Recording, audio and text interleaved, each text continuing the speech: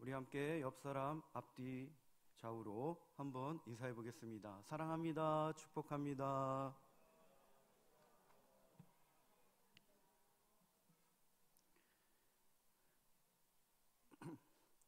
오늘 본문은 두아디라 교회에 주님이 보내시는 편지입니다. 예수님께서는 소아시아 7교회에 어떤 상황, 그 상황에 적절하고 또 필요한 말씀을 하고 계십니다.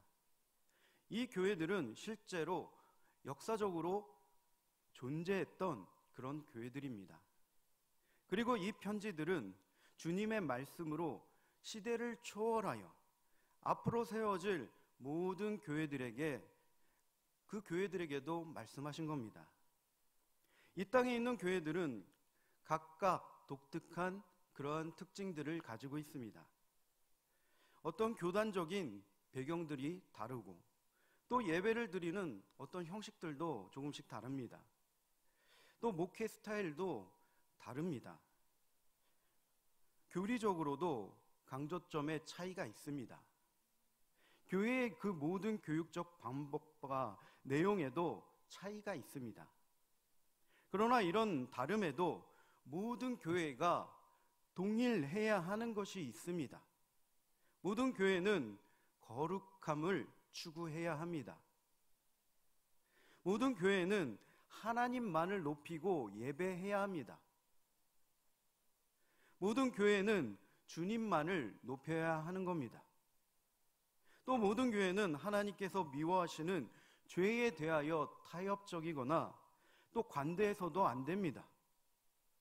죄에 대하여 타협적이거나 관대한 이러한 모습이 있다면 이것은 거룩하신 그 하나님과의 관계 속에서 심각한 문제를 야기시킬 것이기 때문입니다. 오늘 본문 두아디라 교회에 보내신 이 편지에는 이런 말씀을 주님께서 하고 계십니다. 먼저 두아디라라는 이 도시에 대해서 잠깐 살펴보겠습니다. 두아디라는 버가모에서 동쪽으로 약 60km 되는 그런 지점에 있습니다. 이 두아디라라는 도시는 역사적으로 건설되었다가 파괴되는 일이 반복적으로 일어났다라고 합니다. 그리고 두아디라 이 도시는 버가모를 지켜주는 어떤 군사적인 그런 요충지로도 유명했습니다. 당시 소아시아 지역에는 7개의 도시를 연결하는 하나의 순환 도로가 있었습니다. 그래서 새로 일어난 제국들은 이 버가모나 또는 서머나 에베소로 그 군사들을 진격하기 위해서는 반드시 이 두아디라를, 이 도시를 지날 수밖에 없는 그러한 순환 도로가 있었습니다. 그래서 파괴되고 다시 건설되는 것이 역사적으로 반복이 되었다라는 겁니다. 그리고 고대 두아디라는 육상 무역이 활발했고 그래서 상업의 도시로 유명했다고 합니다. 고대 문헌을 보면 두아디라에는 많은 상공업인들이 조합이 또한 존재했음을 기록하고 있습니다. 예를 들면 제빵업자, 청동기술자, 피복상, 구두수성공, 직조공, 가죽공, 염색업자, 도예공 등의 이러한 조합이 직업별로 있었다라고 합니다. 또한 두아디라 출신으로 유명해진 여성이 신약 성경에 한 명 등장합니다. 자주색 옷감 장사 루디아입니다. 루디아는 빌립보 교회에서 가장 눈에 띄는 그런 회심자였습니다. 루디아는 고향 루디아를 떠나 마게도냐의 빌립보에 이주하며 바울이 전해준 그 복음을 듣고 그리스도를 영접하고 세례를 받았습니다. 그리고 사도행전 16장 15절에 보면 루디아와 그녀의 온 가족이 예수님을 믿고 또 영접하여 세례를 받았다라는 기록이 있습니다.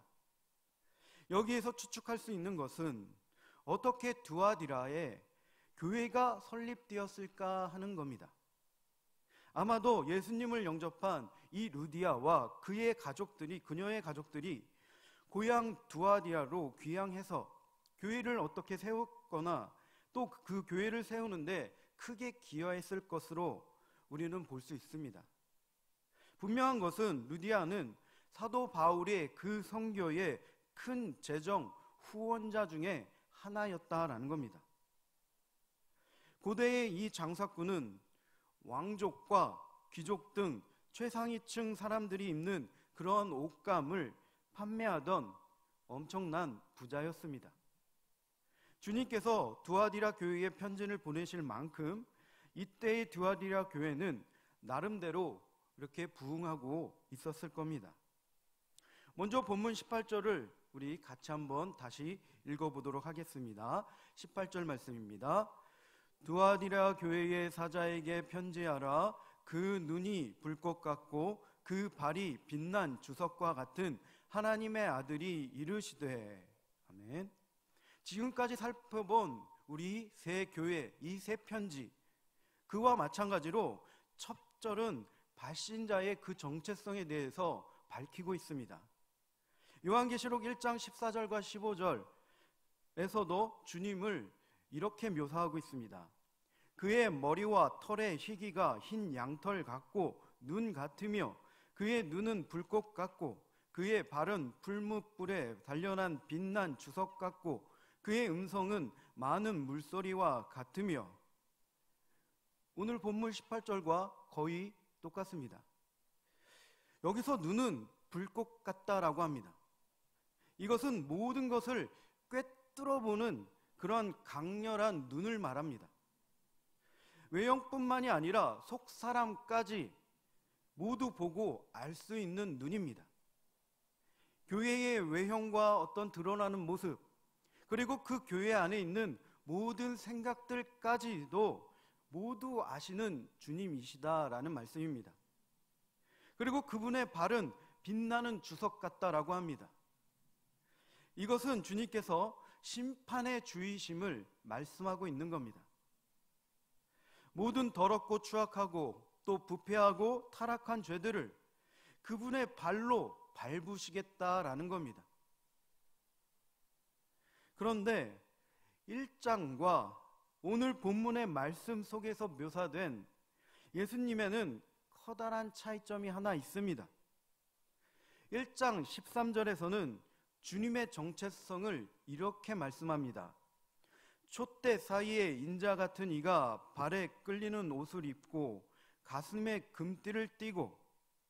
여기에서 예수님을 인자라고 그렇게 말씀하셨습니다. 그러나 오늘 본문에는 하나님의 아들이라고 말씀하고 있습니다. 왜 이렇게 예수님을 인자 그리고 하나님의 아들 이렇게 다르게 표현을 하고 있을까요? 이것은 예수님의 인성 그리고 예수님의 신성, 이것에 대한 묘사이기 때문입니다. 1장의 인자는 인류에 대한 인간 예수님의 사랑과 긍휼이 담겨 있습니다. 인간을 돌보시고 또 연약한 인간을 그 연약함을 아시고 쓰러지더라도 다시 일으켜 세우실 예수 그리스도, 그분을 말씀하고 있는 겁니다. 우리에 대한 예수님의 지대한 사랑을 볼 수 있습니다. 그리고 오늘 본문에서 하나님의 아들로서의 이 예수님은 신적인 전능함 그리고 죄에 대한 심판의 주님으로 나타나신 것을 말씀하고 있는 겁니다. 예수님께서는 거룩하신 하나님이시기 때문에 그냥 죄를 묵과하지 않으십니다. 하나님의 아들은 언젠가는 죄인들을 심판하시겠다라는 이것을 지금 보여주고 계시는 겁니다. 그래서 두아디라에 보낸 편지는 어떻게 보면 권면, 칭찬 이러한 편지가 아닐 수 있습니다. 신적 권위와 심판에 대한 경고가 담겨져 있기 때문입니다. 요한계시록 19장 11절과 12절은 이렇게 말씀합니다. 또 내가 하늘이 열린 것을 보니 보라, 백마와 그것을 탄 자가 있으니 그 이름은 충신과 진실이라. 그가 공의로 심판하며 싸우더라. 그 눈은 불꽃 같고 그 머리에는 많은 관들이 있고 또 이름 쓴 것이 하나가 있으니 자기밖에 아는 자가 없고. 아멘. 여기에서는 재림의 주와 심판의 주로서 백마를 타신 예수 그리스도를 묘사합니다. 19장 12절에서도 이 예수님의 모습을 그 눈은 불꽃 같다라고 말씀합니다. 모든 피조물은 이 예수님의 불꽃 같은 눈을 피할 수가 없기 때문입니다. 예수님께서는 모든 것을 불꽃 같은 눈으로 꿰뚫어 보시기 때문입니다. 또 19장 15절에는 맹렬한 진노의 발로 포도주 틀을 밟을 것이다 라고 말씀하십니다. 만약에 주님께서 이런 편지를 보내신다면 우리의 마음은 과연 어떻게 반응을 할까요? 아마 누구도 또 어느 교회도 이런 편지를 받고 싶지 않을 겁니다. 대부분의 교회는 진실한 그리스도인과 그렇지 않은 어떤 명목상의 그리스도인들이 섞여 교회를 구성하고 있습니다. 이것은 초대교회에서부터 지금까지 지속되어 온 교회의 현상입니다. 그런데 두아디라 교회는 이 두 부류의 성도들 사이에서 서로 긴장하는 그러한 긴장이 있었습니다. 한편에서는 아름다운 두아디라 교회를 세워나갔습니다. 그러나 다른 한편에서는 주님께 책망받을 그러한 일들을 하였습니다. 그 말씀을 본문 19절을 보면 주님께서 두아디라 교회에 이렇게 말씀하십니다. 본문 19절 우리 같이 한 번 더 읽도록 하겠습니다.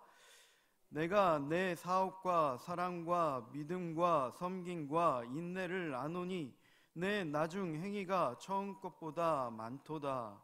아멘. 두아디라 교회는 기독교가 중요하게 삼고 있는 신앙의 3요소를 모두 가지고 있었던 아름다운 그런 교회였던 것 같습니다. 겸손한 사역이 두아디라 교회에 있었습니다. 다른 한편에는 믿음과 소망과 사랑의 이 기독교의 덕이 있었습니다.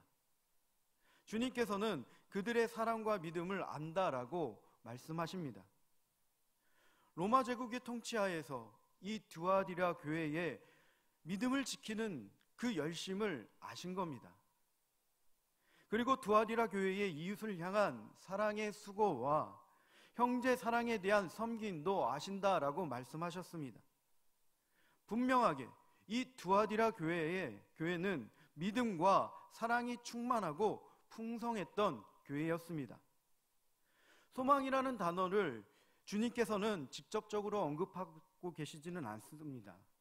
그러나 인내라는 단어를 통해서 두아디라 교회의 소망을 우리는 알 수 있습니다. 주님에 대한 소망 안에서 믿음과 사랑의 수고와 또 섬김의 열심을 두아디라 교회는 내었던 겁니다. 주님에 대한 소망 안에서 우리의 상황을 인내할 수 있습니다. 어둠의 터널을 건너는 것과 같은 그러한 상황이다라고 해도 우리는 주님에 대한 그 소망 안에서 인내할 수 있습니다. 주님에 대한 이 소망 안에서 고통과 고난과 어려움으로 가득한 삶을 인내할 수 있다라는 겁니다. 그래서 인내하는 그리스도인들은 심령 속에 주님에 대한 소망으로 가득합니다. 그래서 사도 바울은 데살로니가전서 1장 3절에 이렇게 말씀합니다.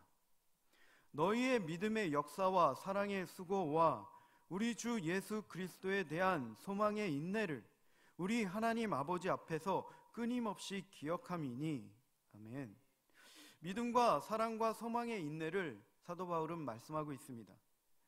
두아디라 교회에서 실천적인 이 사랑은 섬김을 낳았으며 굳건한 믿음과 소망은 인내를 가져왔습니다. 두아디라 교회가 바로 이런 교회였다라는 겁니다. 본문 19절을 보면 처음에 주님께서 내가 내 사업을 안다고 말씀하십니다. 그런 다음 마지막에 내 나중 행위가 처음 것보다 많도다라고 칭찬하십니다. 에베소 교회는 첫사랑을 잃어버렸습니다. 그러나 두아디라 교회는 처음 것보다도 더 많이 그렇게 발전하고 진보했다라는 겁니다. 이렇게 두아디라 교회의 칭찬과 같이 믿음과 사랑과 소망의 인내 안에서 성장하고 또 발전하는 그러한 삶을 사는 성도님들이 되시기를 바랍니다. 그러나 이런 두아디라 교회에도 또한 책망할 것이 있었습니다. 그것은 죄에 대하여 관대한 것이었습니다. 본문 20절을 보면 이렇게 책망하십니다. 20절 우리 함께 같이 읽겠습니다. 그러나 내게 책망한 일이 있노라. 자칭 선지자라 하는 여자 이세벨을 내가 용납함이니 그가 내 종들을 가르쳐 꾀어 행음하게 하고 우상의 제물을 먹게 하는도다. 아멘. 교회는 우상과 거짓 가르침과 또 부도덕함에 관대하거나 용납할 수 없습니다. 본문 24절에 예수님께서는 우상 숭배와 부도덕함에 대해서 사탄의 깊은 것이라고 말씀하십니다. 이런 사탄의 깊은 것을 주님께서는 자칭 선지자라 하는 여자 이세벨을 용납한 것이다 라고 말씀하십니다. 이세벨은 구약에 나오는 나약하고 힘이 없던 그런 이스라엘 왕 아합의 아내였습니다. 이방인이었던 이 이세벨은 왕비가 되어서 자기 나라의 이방신을 이스라엘로 들여온 그 여인으로 유명합니다. 그녀의 아버지는 페니키아라는 지역의 유명한 여신 아스다롯의 제사장이었다라고 합니다. 그때 그는 시돈의 왕을 살해하고 그가 직접 왕위에 올랐으며 그의 이름은 바로 앳바벨이었다라고 합니다. 그래서 이름에서 알 수 있듯이 바알을 숭배하는 그런 숭배자였습니다. 이세벨은 이 우상 바알을 이스라엘로 들여왔던 것입니다. 이세벨이 이스라엘로 들여온 이 가증한 우상 숭배는 신앙이라는 그 이름으로 난잡한 성적인 부도덕을 부추겼습니다. 그래서 결국 하나님 섬기는 신앙과 그리고 도덕을 완전히 타락하게 만들었습니다. 이스라엘 전역에 우상의 산당을 세우고 음란한 우상의 선지자 850인을 보살폈습니다. 그리고 의로운 하나님의 선지자들을 닥치는 대로 살해했습니다. 이렇게 이세벨은 이스라엘을 종교와 또 도덕적으로 부패시키고 또 타락시켰습니다. 이런 이세벨이 죽은 지 1000년이 흘렀습니다. 그리고 다시 이세벨과 같은 여인이 이 두아디라 교회에 나타난 것으로 보입니다. 두 번째 이 이세벨도 처음 이세벨의 버금가는 부도덕한 그러한 타락한 여인이었습니다. 본문 21절을 보면 이 두 번째 이세벨에 대해서 이렇게 말씀하십니다. 21절도 우리 같이 읽도록 하겠습니다. 또 내가 그에게 회개할 기회를 주었으되 자기의 음행을 회개하고자 하지 아니하는도다. 아멘. 다시 나타난 이 이세벨은 주님께서 주시는 그 회개의 기회를 받아들이지 않고 회개하지 않는 그러한 모습이었습니다. 오늘날도 사탄의 교회 파괴 전략의 한 단면은 성적인 문제에서 그것을 찾아볼 수 있습니다. 이것은 하나님께서 제정하신 가정을 파괴하기 위한 겁니다. 이것으로 모든 부도덕한 성에 대하여 면죄부를 주는 겁니다. 바로 동성애와 같은 그런 문제가 이런 것입니다. 하나님의 사랑과 은혜는 죄악된 행위들에 절대로 면죄부를 수여해서는 안 됩니다. 이세벨에게 회개의 기회를 주었으나 그녀는 회개하지 않았습니다. 계속해서 본문 22절 우리 또 같이 읽어보도록 하겠습니다. 22절입니다. 볼지어다 내가 그를 침상에 던질 것이요 또 그와 더불어 간음하는 자들도 만일 그의 행위를 회개하지 아니하면 큰 환난 가운데에 던지고. 아멘. 주님께서 이세벨을 침상에 던지신다라고 하십니다. 그 침상을 이세벨과 더불어 가늠하는 것으로 사용하는 사람들도 더욱 큰 환난 가운데로 모두 던지시겠다라는 겁니다. 그런 경고입니다. 너무도 구체적이고 또 재미있는 표현이 아닐 수 없습니다. 침상은 휴식과 하나님께서 제정하신 그 법 가운데에서 아름다운 사랑을 나누라고 그렇게 주신 것이기 때문입니다. 쾌락과 관음과 부도덕을 위해서 있는 것이 아니기 때문입니다. 계속해서 본문 23절도 같이 읽도록 하겠습니다. 23절입니다. 또 내가 사망으로 그의 자녀를 죽이리니 모든 교회가 나는 사람의 뜻과 마음을 살피는 자인 줄 알지라. 내가 너희 각 사람의 행위대로 갚아 주리라. 아멘. 여기에서 그의 자녀는 누구를 말하는 것일까요? 이세벨의 모든 전략에 동조하는 사람들, 그래서 도덕과 종교적으로 행음하고 간음하는 모든 부도덕한 그러한 사람들을 말씀하는 겁니다. 주님께서는 그들을 영원한 사망으로 죽이시겠다고 하십니다. 이 영원한 사망으로 죽이시겠다라는 말씀은 지옥으로 심판하시겠다라는 말씀입니다. 세상은 교회를 타락시키기 위해서 혈안이 되어 있습니다. 그래서 교회는 이런 세상 속에서 스스로를 정결하고 또 순결하게 지켜야 합니다. 이어서 23절을 보면 모든 교회가 나는 사람의 뜻과 마음을 살피는 자인 줄 알지라. 내가 너희 각 사람의 행위대로 갚아 주리라 라고 말씀하십니다. 이 말씀은 불꽃 같은 그 눈으로 모든 사람의 행위를 다 아시는 주님께서 부도덕한 행위들과 또 죄에 대하여 관대하게 동조하는 그런 모든 사람들에게 영원한 사망으로 죽이시겠다라는 말씀의 반복입니다. 사도행전 5장에 아나니아와 또 삽비라의 그 부부 이야기가 이 거짓의 부도덕함의 결말을 잘 보여주고 있습니다. 그들은 거짓과 부도덕함을 회개하지 못한 채 그 자리에서 죽었습니다. 주님께서 얼마나 정결하고 순결한 그러한 교회를 사랑하시는지 그 주님의 마음을 아는 성도님들이 되시기를 바랍니다. 이제 본문 24절과 25절을 보면 주님께서는 남은 그 신실한 그리스도인들에게 권면하십니다. 24절, 25절 우리 함께 읽도록 하겠습니다. 두아디라에 남아있어 이 교훈을 받지 아니하고 소위 사탄의 깊은 것을 알지 못하는 너희에게 말하노니 다른 짐으로 너희에게 지울 것은 없노라. 다만 너희에게 있는 것을 내가 올 때까지 굳게 잡으라. 아멘.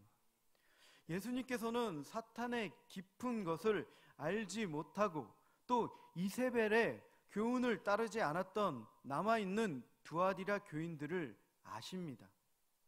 마찬가지로 주님께서는 우리 가운데 누가 남아있는지를 또 누가 남아있는 자들인지 아십니다. 물론 우리는 모두 남아있는 자들인 줄 믿습니다. 그러나 사탄의 깊은 것이란 주님의 말씀이 얼마나 섬뜩한지 모릅니다. 죄에 대하여 관대하고 용납하는 그 행위, 부도덕한 행위와 우상 숭배, 그리고 주님보다 다른 것을 더 사랑하는 마음, 욕심과 욕망과 탐욕과 또 교회를 더럽히고 타락시킬 수 있는 행위들, 이 모든 것이 바로 사탄의 깊은 것입니다. 그래서 모든 죄와 죄된 행위들을 만들어내는 것은 사탄의 깊은 것입니다. 이어서 24절 뒷부분에 보면 다른 짐으로 너희에게 지울 것은 없노라 라고 말씀하십니다.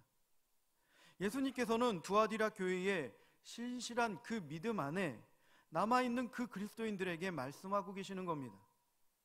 다시 말해서 사탄의 깊은 것을 따르지 않는 사람들에게 말씀하시는 겁니다. 그들은 믿음의 수고와 열심을 내었습니다. 그리고 그들은 이웃사랑과 형제사랑에 매여 섬김의 수고에 열심을 내었습니다. 또한 그들은 다시 오실 예수 그리스도를 대망하며 지금의 고난을 인내하며 참 소망 안에 있었습니다. 예수님께서는 이런 두아디라 교회에 남아있는 사람들에게 이렇게 말씀하십니다. 내가 올 때까지 이것을 굳게 잡아라. 이것이 너희에게 있는 짐이다. 더 이상 다른 것은 없다. 이 말씀은 마태복음 11장 29절과 30절에서 하신 그 예수님의 말씀이 생각이 납니다. 나는 마음이 온유하고 겸손하니 나의 멍에를 메고 내게 배우라. 그리하면 너의 마음이 쉼을 얻으리니 이는 내 멍에는 쉽고 내 짐은 가벼움이라 하시니라. 아멘. 예수님께서 하시는 이 멍에와 짐은 가볍습니다. 믿음의 수고, 또 사랑의 섬김의 수고, 예수 그리스도를 기다리는 그 인내하는 소망, 그것을 우리는 충분히 감당할 수 있는 겁니다. 주님께서는 감당할 수 없을 만큼 크고 무거운 멍에와 또 짐을 우리에게 허락하지 않으십니다.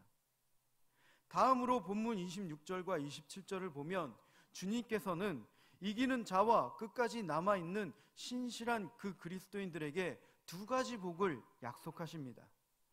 26절과 27절도 한번 같이 읽도록 하겠습니다. 이기는 자와 끝까지 내 일을 지키는 그에게 만국을 다스리는 권세를 주리니 그가 철장을 가지고 그들을 다스려 질그릇 깨뜨리는 것과 같이 하리라. 나도 내 아버지께 받은 것이 그러하니라. 아멘.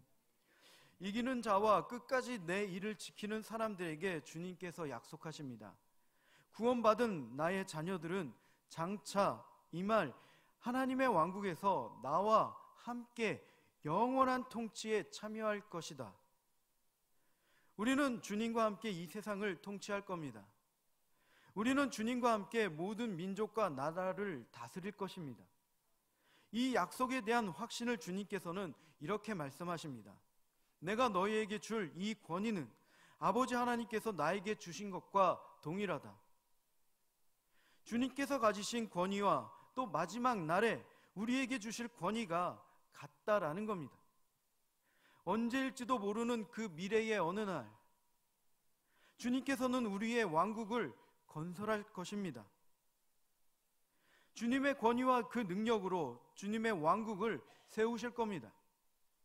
그때 우리가 주님과 함께 그 왕국의 통치에 참여하는 복을 주님께서 약속하셨습니다. 계속해서 본문 28절을 보면 두 번째 복을 약속하십니다. 2절 우리 또 같이 읽도록 하겠습니다. 28절입니다. 내가 또 그에게 새벽별을 주리라. 아멘. 여기에서 새벽별은 무엇을 말씀하고 있는 걸까요? 여러 해석이 있을 수 있습니다. 그러나 요한계시록 22장 16절을 보면 새벽별에 대해서 이렇게 말씀합니다. 나 예수는 교회들을 위하여 내 사자를 보내어 이것들을 너희에게 증언하게 하였노라. 나는 다윗의 뿌리요 자손이니 곧 광명한 새벽별이라 하시더라. 아멘. 우리에게 주시겠다라는 이 새벽별은 예수님 자신이십니다. 만약 우리가 신실하게 주님 안에서 믿음과 사랑 그리고 소망의 인내를 잃지 않고 지킨다라면 주님께서는 주님의 왕국을 함께 통치하며 예수님 자신을 우리에게 주시겠다라는 그 약속입니다. 교회들은 환히 세상의 빛을 비추는 그 촛대로 또 교회를 지키는 사자들은 별로 묘사되었습니다. 그러나 주님은 이 모든 빛의 원천이며 근원이 되시는 광명한 새벽별임을 믿으시기 바랍니다. 그래서 세상의 모든 기준들을 말씀으로 거부하고 자신의 타락한 본성의 욕망을 다스리면서 사탄의 유혹을 물리친 그 신실한 그리스도인들은 모든 빛의 원천이며 근원이 되시는 이 광명한 새벽별을 선물로 받게 된다라는 말씀입니다. 본문 29절 우리 같이 읽고 말씀을 맺도록 하겠습니다. 본문 29절 말씀입니다. 귀 있는 자는 성령이 교회들에게 하시는 말씀을 들을지어다. 아멘. 우리는 성령님께서 하시는 말씀을 들을 귀가 있습니다. 우리는 성령님께서 말씀하시는 그 모든 말씀에 듣고 반응하며 순종하는 삶을 살아야 합니다. 그리고 주님의 영광과 교회의 영광을 위하여 믿음의 수고를 쉬지 않아야 합니다. 또 이웃 사랑과 형제 사랑을 실천하며 세상으로 우리가 예수 그리스도의 제자인 것을 알게 하는 그런 삶을 살아야 합니다. 또한 주님께서 다시 오실 그 날을 소망하며 그 소망의 인내로 부패하고 타락하고 부도덕한 그런 세상에서 주님과 함께 정결함과 순결함을 지키며 이 세상을 승리하며 살아야 합니다. 그래서 주님의 영광에 동참하며 또 만국을 다스리며 열방의 주인 되신 그 복되고 존귀하신 예수님과 영원토록 함께하는 하나님의 백성 되시기를 예수님의 이름으로 축원합니다.